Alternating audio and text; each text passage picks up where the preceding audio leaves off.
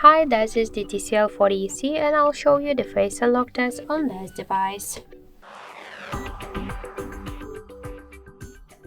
So I just set up my face recognition and now I'll make a couple of tries to unlock the device with my face and we'll see how fast this option is and does it works. So let's start.